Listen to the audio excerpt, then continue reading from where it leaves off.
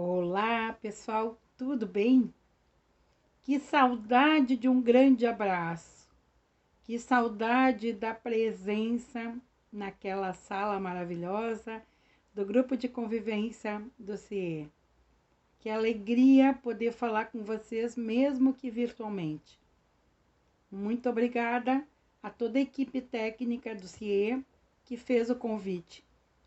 Aquela alegria de saber que eu estou aqui com vocês para falar de uma situação, de um momento muito bacana. É um momento de comemorar o dia 1º de outubro como Dia Mundial, o Dia Internacional do Idoso, que também é o Dia Nacional. E aí, quando a gente fala de pensar assim, por que comemorar? E muitos vão me perguntar, tá, mas tem o que comemorar? Primeiro, a alegria da gente estar vivo, né? De nós estarmos vivos. Então, que alegria poder fazer isso. E depois, é objeto do meu estudo, do meu trabalho, há mais de 20 anos, pensar o envelhecimento. E que alegria saber e poder dizer para vocês do quão revolucionário é ser idoso hoje no mundo.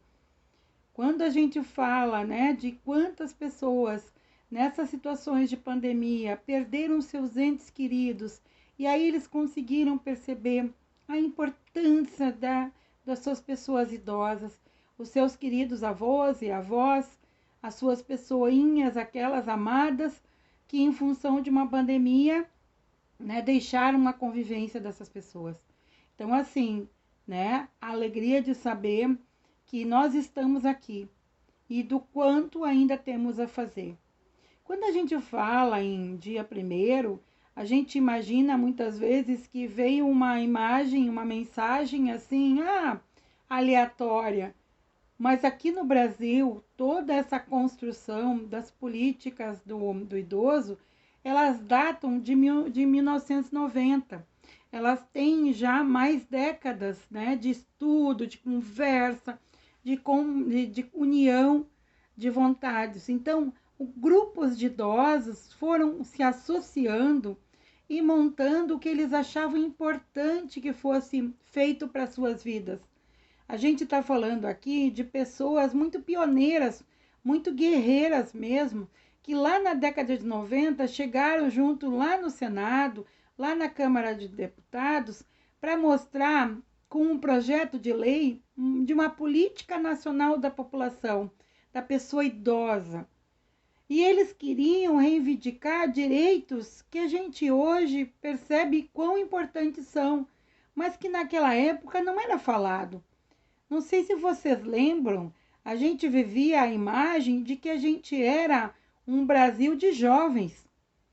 Agora eu pergunto para vocês, quando a gente anda na rua, quando a gente vai nos bancos, quando a gente vai em supermercados, é o maior número de jovens ou a gente já nota uma grande quantidade de cabecinhas brancas?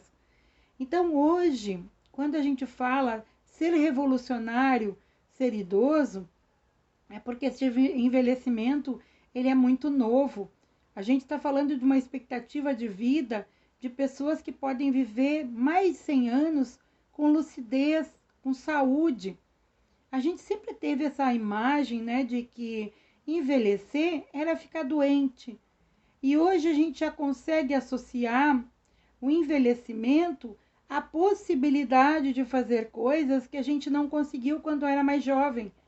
Porque se a gente for olhar, essa população mais jovem, ela hoje já consegue fazer.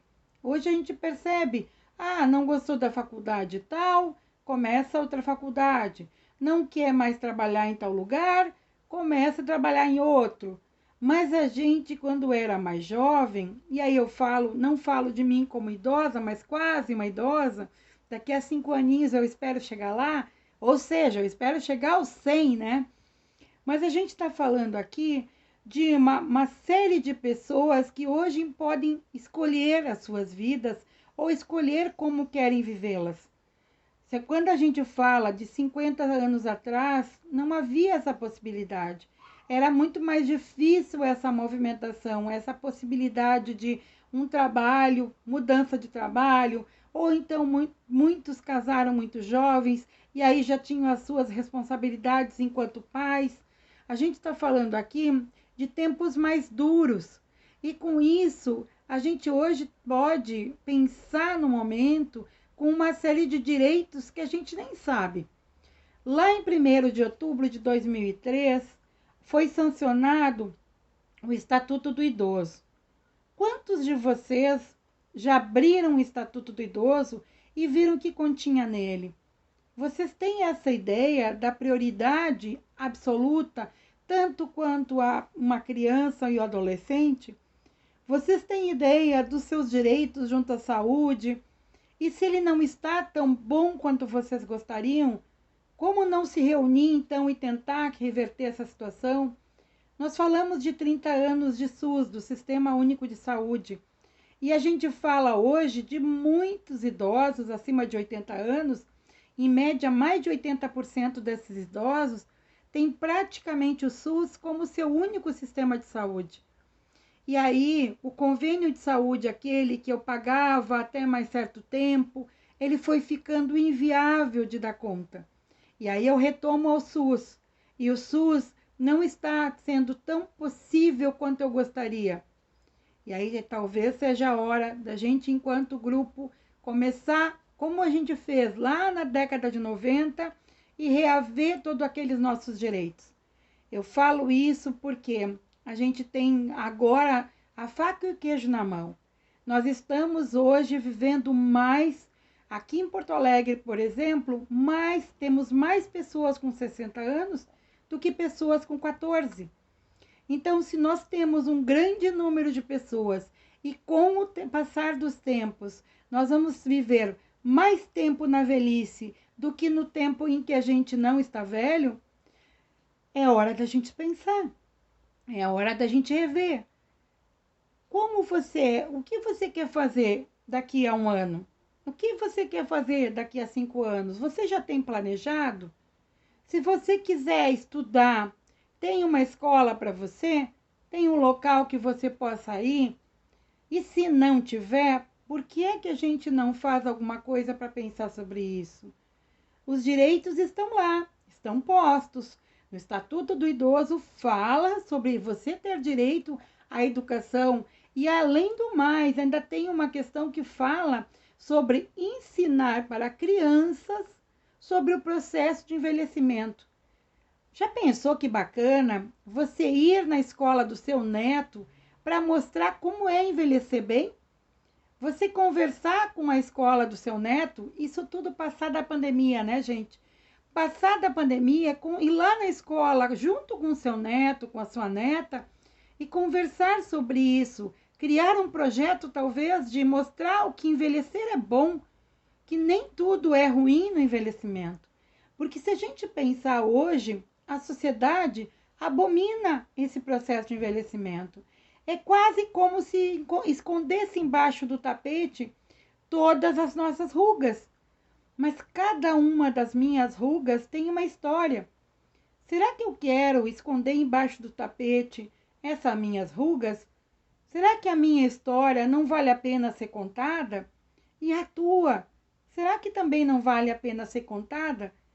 Quantos de vocês já contaram a história? A gente conhece, né, nas oficinas do CIE, diversos artistas, né, pessoal de artes, vocês mesmos, né, artesãs, artesãos, poetas, pessoas que fazem dança, que trilham pelo caminho do canto. Então, assim, quantas riquezas a gente tem só neste grupo. Agora pensem bem, Porto Alegre inteira, quantos grupos maravilhosos tem?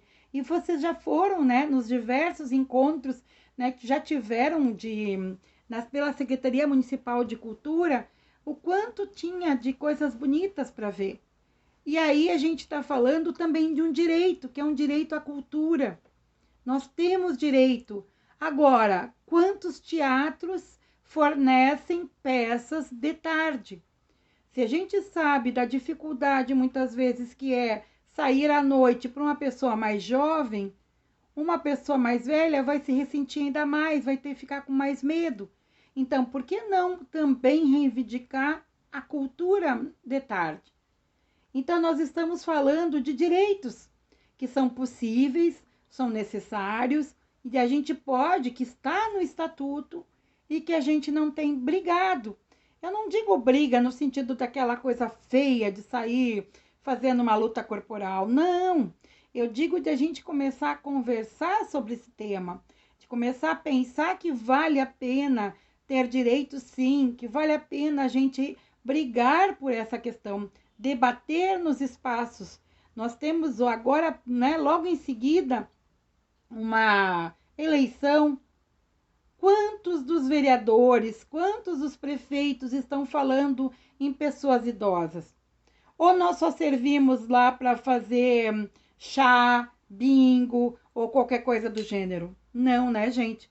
A gente merece muito mais do que isso. A gente pode ter escola, a gente pode ter um posto de saúde próximo à nossa casa, a gente pode ter atendimento num centro-dia, daqui a pouco na nossa casa, próximo ao nosso bairro. A gente pode pensar em calçadas, ruas, ônibus, um transporte mais próximo a nós. Quantas coisas elas estão no estatuto, elas são direitos da pessoa idosa, mas a gente não está indo lá e conversando com quem de direito é para dar conta de tudo isso. Então, no Dia Mundial, no Dia Nacional do Idoso, a gente vai conversar e vai comemorar a vida, comemorar a alegria de estar junto, mas também a gente vai pensar, vai refletir sobre tudo o que importa. Vocês conhecem, vocês sabem o que é um conselho municipal da pessoa idosa? A gente ouve muito falar em conselho tutelar, a gente ouve falar no Conselho Municipal da Criança e do Adolescente, mas o Conselho Municipal do Idoso, você já ouviu falar? Você já foi? Você sabe que na sua cidade existe? E o que faz um conselheiro? Qual é o papel? Então, assim, são coisas que você pode começar a se informar, porque diz para você também, né? No momento em que temos a possibilidade de ter fundos, e fundos são dinheiro, são recursos dados para o município, para criar projetos para a cidade. E você não está lá junto para debater, para dizer o que é importante para você, para sua família. Porque quando uma pessoa idosa vai lá conversar, ela não conversa só sobre si. Ela vai querer que o neto tenha uma boa escola. Ela vai querer que o filho tenha um bom trabalho. Ela também vai querer ter um bom posto de saúde para si e para os seus. Então, nós estamos falando de uma constituição de direitos. E isso tudo faz parte do nosso envelhecimento. A gente tem que se pensar, não uma pessoa, né, somente como a sociedade muitas vezes nos coloca, fica em casa, vovô, fica em casa, vovó. Não estou dizendo que a gente tem que sair à rua agora. Agora realmente, né? Agora é o momento, enquanto não tem uma vacina, da gente ficar em casa. Mas a gente pode estar em casa, mas com uma rede social bem atuante. Quantos de vocês não usam o WhatsApp só para repassar coisas que talvez não sejam tão verdadeiras? Vamos usar o WhatsApp para pensar e conversar sobre coisas também importantes para a nossa vida. A gente quer sim, a gente quer música, a gente quer teatro, a gente quer beleza, a gente quer um bom lugar, a gente quer uma boa escola, a gente quer um bom transporte. Quantas coisas que a gente quer. Quantas lojas vendem produtos que não são talvez adequados ao que a gente queira. Ou então, quando a gente vai numa loja, quantos dos comerciários nos falam: ah, não tem nada para a senhora aqui nessa loja, essa loja é só de jovens. E por quê? Né? Nós estamos falando aqui de uma série de coisas que tem a ver com a gente. Nós estamos falando numa pandemia em que a sociedade está bastante debilitada na área econômica. Quantos dos filhos e netos de vocês não perderam emprego ou estão fazendo empregos, aqueles famosos bicos. E o dinheiro, o grosso mesmo, é da aposentadoria de vocês. Então, vocês estão dando conta de comprar aquele caríssimo arroz, né, com o suado dinheirinho de vocês. Agora, na hora de reivindicar determinadas posições, na casa de vocês, quem é que manda? Vocês ou o filho? Então, é isso que a gente tem que começar a pensar, que nós temos ainda muitos anos para viver. E muitos anos, não só na quantidade, no número, mas também em tudo de bom que há para viver.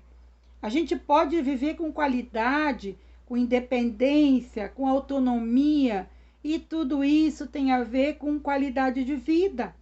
Tem a ver como é que eu quero a minha posição de vida, o que eu espero, né? Como é que eu lido com tudo isso?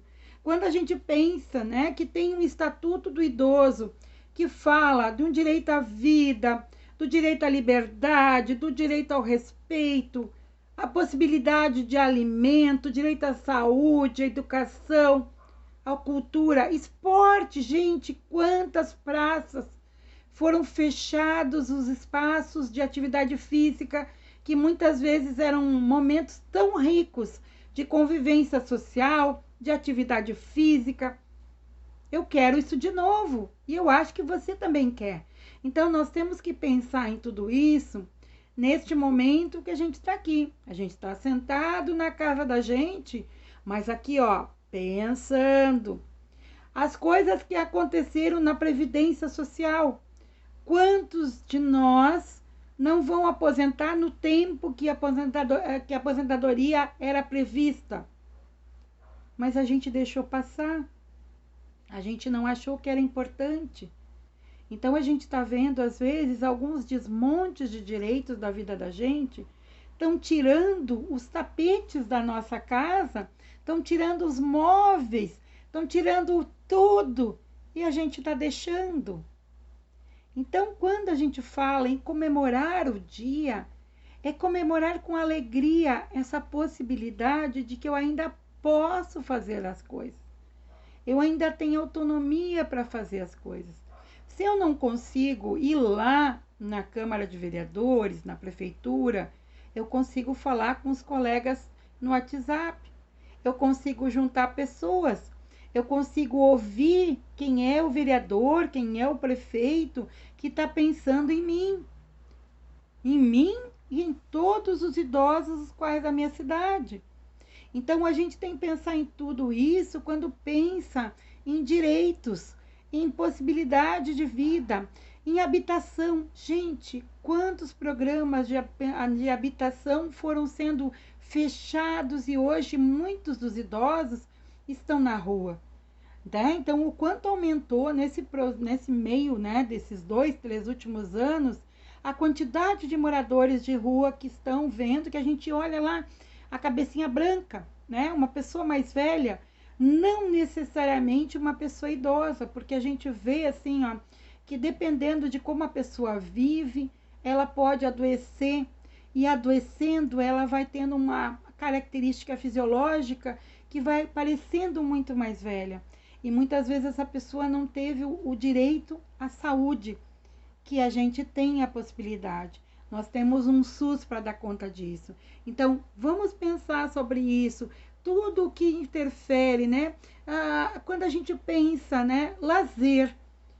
O que você está fazendo de lazer ultimamente? Quanto de dança você está fazendo, até mesmo dentro de casa? Eu sei que eu estou falando em um momento em que a gente está muito dentro de casa para preservar a nossa vida. E é corretíssimo, gente. Quantos de nós, qual de nós não tem uma história de alguém muito próximo a nós que perdeu um familiar, um ente querido, e era um vô, uma avó? Então, assim, ou uma mãe, ou um pai, né? E eu espero que não seja esse o caso de vocês, que vocês não tenham perdido entes queridos nesta pandemia. Mas se a gente sabe de tudo o que está acontecendo, vamos preservar a nossa vida. Vamos cuidar da nossa vida. Como é que a gente cuida da nossa vida? Muitas das doenças hoje, e nós temos assim as demências em geral, as doenças, né, que estão acontecendo, que elas são crônico-degenerativas, muitas delas falam do estilo de vida da gente. Então, quando a gente está ficando mais velho, vamos começar a olhar para nós mesmos. Olhemos com alegria, com dignidade, com sorriso no rosto, porque é isso. Como eu disse antes, cada ruga do meu rosto, cada dobrinha, um pouquinho mais do que eu gostaria no meu corpo, ela tem uma história. Então, quando eu penso em mudar o estilo de vida, não é que eu vou mudar radicalmente, eu não vou agora sair correndo, né, uma maratona. Mas, gente, a gente às vezes pode fazer alguma atividade física dentro de casa. A gente pode estabelecer alguns padrões, né, de uma alimentação mais saudável, mais comidas naturais. Quantas cores tem no meu prato, né? Mais água na minha, né, no meu copo, né, tomando algum suco. Então assim, quantas frutas eu comi hoje? Quando eu falo nisso, a gente fala em nutrição, né, uma alimentação saudável e uma atividade física, o quanto isso faz diferença. E não é brincadeira, gente. Cada vez mais, em todos os encontros, congressos internacionais, tem falado disso, de que metade, 50% de tudo o que a gente pode prevenir para ficar doente depois, mais tarde, tem a ver com o nosso estilo de vida. Então, vamos né, fazer com que a nossa vida tenha valido a pena. Vamos fazer ainda muita coisa para não adoecer. E se por acaso você está passando por algum momento muito difícil e que a tua saúde mental não está tão boa assim, saiba que tem onde buscar, né? Converse com a assistente social, com a Dayana, com a Patrícia, com quem é ali do CIE, converse com ela e veja, né? Porque há muitos grupos de atendimento, de autoajuda, de psicólogos, uma série de situações, né? Rodas de conversa, para mesmo que virtuais, para melhorar esse processo que não é nada fácil. Eu sei que há muito isolamento social, eu sei que às vezes a gente está cercado de pessoas e está se sentindo sozinho. Eu entendo muito claramente o que vocês falam muitas vezes sobre isso. Agora, vocês não estão sós. Vocês podem estar sozinhos em casa, mas não significa que vocês estejam sós no mundo. Sempre tem quem esteja próximo, que pode ter uma palavra amiga. E quão bom é a gente ter, né, saber que eu estou falando para alguém aí do outro lado e que está me ouvindo. Não é nada fácil a gente falar para um microfone e falar para um telefone aqui, né? Olhar uma tela é tão impessoal, mas saber que tem alguém do outro lado me assistindo e concordando comigo ou discordando de mim, mas está vivo aí do outro lado, me dá um sentimento, uma alegria tão boa que faz com que eu tenha renovadas forças para no outro dia começar tudo de novo. E é isso que eu digo para vocês. Quando a gente acorda pela manhã, que a gente tenha esse sentimento. Se não estiver tudo tão bem, como eu digo, né? Da gente estar olhando, hoje acordei meio ruim, eu estou olhando assim no meu copo, ele está meio, né? O vazio eu estou olhando, eu não estou olhando o copo meio cheio. Se a gente estiver neste momento, vamos procurar ajuda, né? Vocês têm um grupo de WhatsApp, vamos buscar essa ajuda. Agora, se vocês estão num momento, né, de copo muito, meio cheio e que bom que a gente está vivo, também vamos procurar o colega que às vezes não está tão bem. Vamos fazer uma corrente, né, uma corrente do bem, uma corrente de solidariedade, porque é disso que nós estamos precisando. De notícias ruins, de coisas ruins que estão acontecendo, não que a gente deva ficar sem saber o que está acontecendo. Não mesmo. A gente tem que saber o que está acontecendo. Mas a gente pode optar em escolher pessoas bacanas para conversar e para botar essas coisas assim que não estão tão boas e que a gente não pode modificar, deixá-las para lá. O que a gente pode, né, modificar, a gente vai. Foi o que eu conversei com vocês antes, né? A gente pode questionar esses novos candidatos a prefeito, esses novos candidatos a vereadores, a gente pode questioná-los sobre o que eles vão fazer para a gente nos próximos 4 anos. Mas aquilo que a gente não consegue dar conta, que a gente não sofra com isso. Porque senão esse sofrimento não gera coisas boas, né, pra gente.